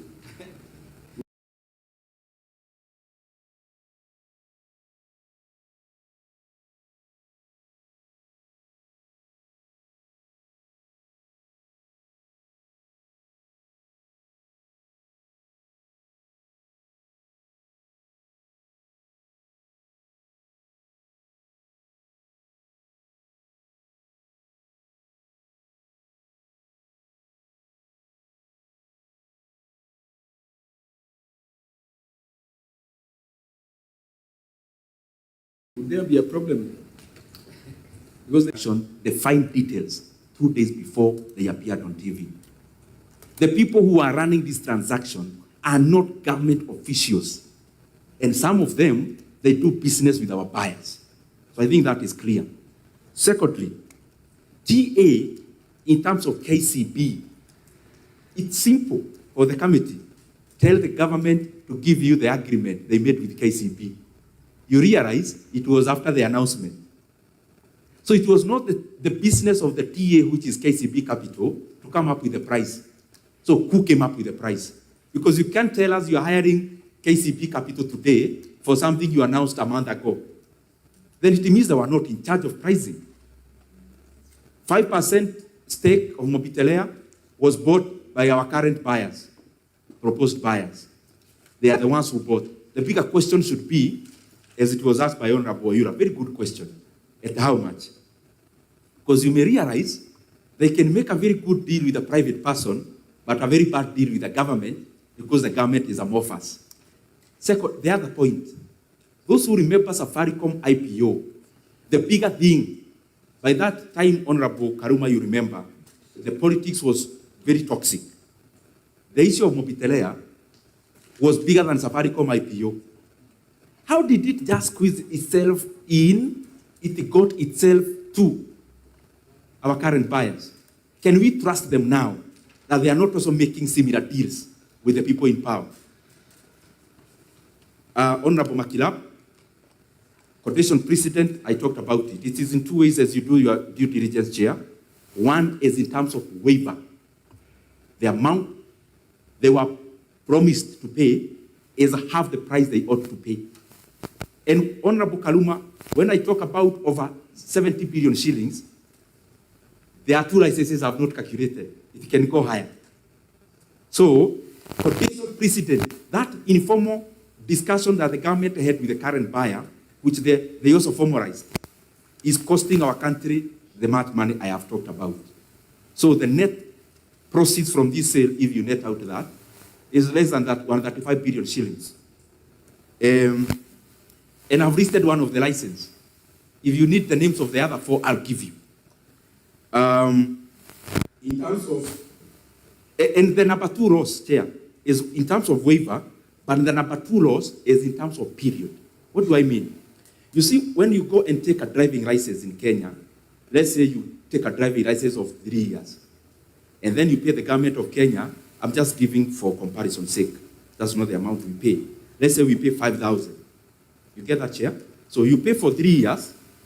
So you know it's a government, is a revenue stream for government that we renew our licenses. That's why we are never given driving licenses for life or passports. Because the government anticipates this as also a revenue earner. So you come here, you are given a driving license that was to be for 3 years, you pay 5,000 like everyone else. But another person goes and decides and talks to the government. Oh, I'll still pay the 5, please give me still for that period, but I'll pay half the price. Now this is the most heartbreaking thing. We are receiving half the amount for the license, but extending the period of the license from 15 years to 25 years. So we lose number one on the quantum, but we also lose because the government that will be there in the next 15 years will have to wait for 25 years instead of 15 for them to receive revenue from that license again. Ethiopia market, I agree. Honorable, I think, let me combine, still marking up. I had put it in my memorandum. We get clear definition of shareholding. Remember, this transaction is dealing with a group, but the group incorporates also M-Pesa, M-Pesa Africa. It incorporates also Ethiopia. So, at this particular time now, can Kenya know how much stake Kenya owns in Ethiopian operations? Because the shareholders here in the group are not necessarily the ones in Ethiopia as shareholders there. As I go to the finish, I agree with Honorable Makirap on valuation. Safaricom shares was worth 45 shillings in 2021. The valuation was therefore 1.8 trillion in 2021. A point where so much money was also being reinvested in Ethiopia. The intervening years, the profit went a little down. Why? Because a lot of money was also going into the Ethiopian investment. Now, Chairman, this is the thing. This financial year, up to the first half of, I think September is the half year of Safaricom, they had a 52% increment in profit, bottom line. So we are selling Safaricom based on the previous profits. That's why this deal in Harakishwa, so that by the time Safaricom announces their full year profits, which will be over 52% increment, the deal will have already been done. And I can give you this also, Chairman, because we are here as Kenyans, we will see. This is a teaser. By next year, maybe by the time this committee finishes this, you will see the government saying, oh, we saw some people also saying they also want to buy. What I want to assure you is this. They will also want to sell the 20%. And hold me to my word. Honorable CPA, Ruto, before I come there, this is the other bad thing I think we are doing. Currently, Kenya has borrowed, I don't want to go into the debts. We are now over 12.5, close to 12.5 trillion Kenya shillings in public debt. But because the mainstream borrowing is squeezed, now we have brought another English terms here. We are calling funds. Chairman, that we are selling Safaricom and selling the other assets to use them as a deposit the way we go to a SACCO. You know the way you go to a SACCO and you are told, we give you 3 times of your savings. That is what the government want to experiment. Now, even after raising this money, they want to leverage it. They want to borrow multiples of this money. In fact, their plan is to borrow times 9. So you leverage times 1, and then you borrow times 9. So we raised, let's say, 300 billion. But the plan of government is not even the one you are raising.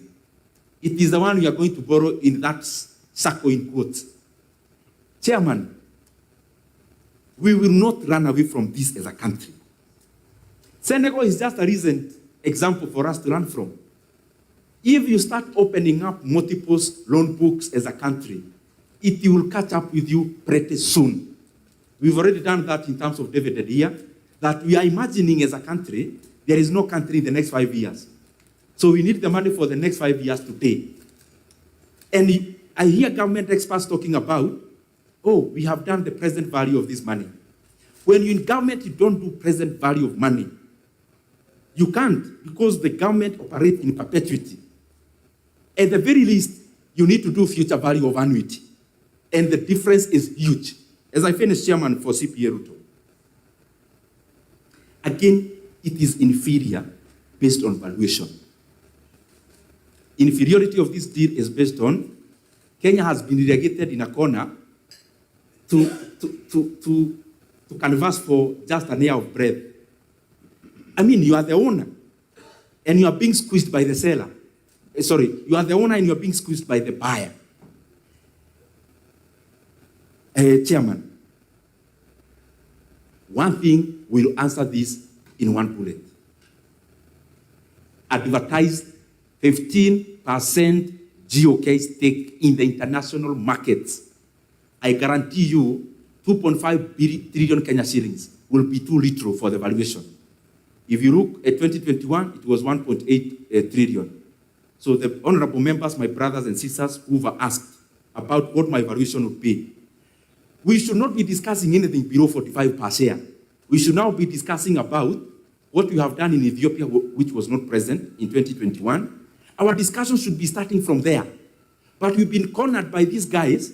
We are now gasping for breath on the side of the loss. It is not good. It's not prudent. The other issue, I think is the last one.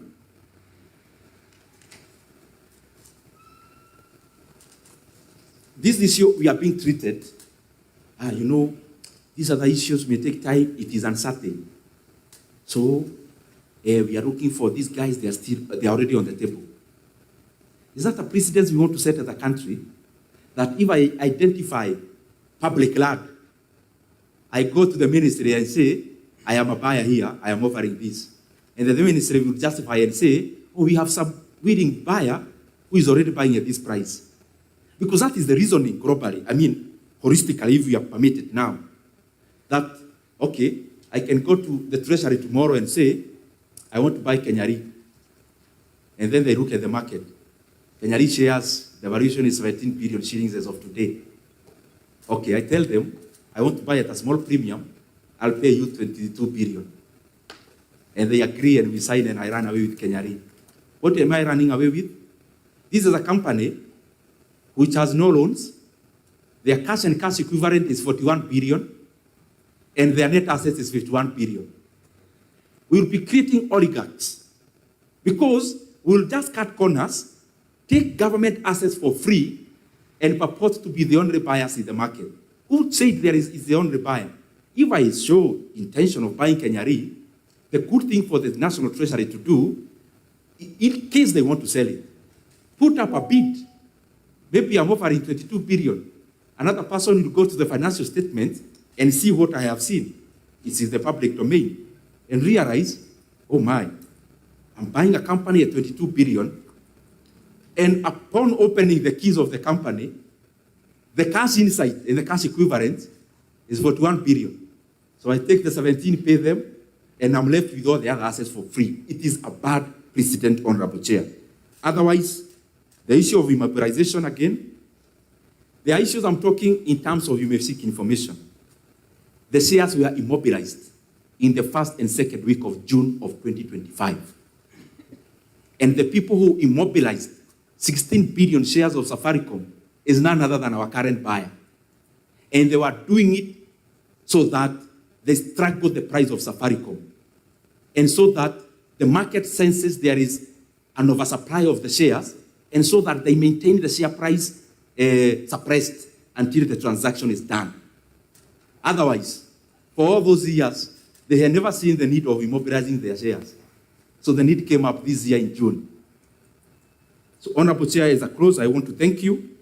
And the issue of, again, KCB, sorry, because it repeated itself in terms of the Honorable CPA, Ruto. This issue of KCBs, as I'm repeating, is simple. Just tell them to commit to writing. Now, not in the future now. That yes, we are the TA. But because we actually also own, KCB, remember, even if the government has a minority stake of 19%, they control the entire board. Because the other 81% of the shareholders do not talk to each other. So during the AGM, you vote all your directors using the 19%. So what am I trying to say? Tell them just to do in writing and you put in archives whether there is a stockbroker's agent who is also under this transaction. If there is, call them and ask them, what role are they playing for them to be paid 40% of the 3 billion? That's the question we need to have. Otherwise, thank you, Chair. Thank you so much, Mheshimiwa Ndindi Nyoro, for appearing before the committee, doing your presentation and submission to the committee, and responding to the members. Mheshimiwa Ruto, we have, time is totally against us. Kindly, if I can get a second clarification from you. Definitely, no. Yes, not from the witness, but I mean the stakeholder, but from you. Okay, right. Reading Article 91, there's a ruling that you made, and I'm still thinking with it. Looking at standing order number 91. Of course, though it refers to a member of parliament, I wanted you to demystify to me the difference between the stakeholder we have, who has introduced himself as Ndindi Nyoro, office of the member of parliament, Kiaru, and what Article 91 is saying in relation to the ruling we made in regards to evidence. Thank you.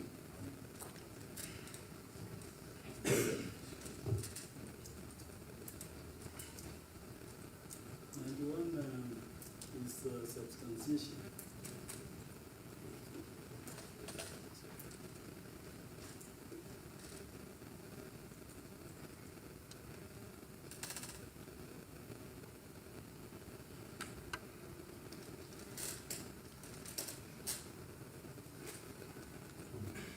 I think the honorable member is here as a stakeholder. He did not come here as a member of parliament, and he wrote to the clerk of the National Assembly. That one, maybe used it as a headline, that's what I understand. But as we looked at, he wrote to the National Assembly requesting to come and attend this hearing as a stakeholder, which he did. So I think that, but as a committee, if there's any matter that we feel he needs to come back to class,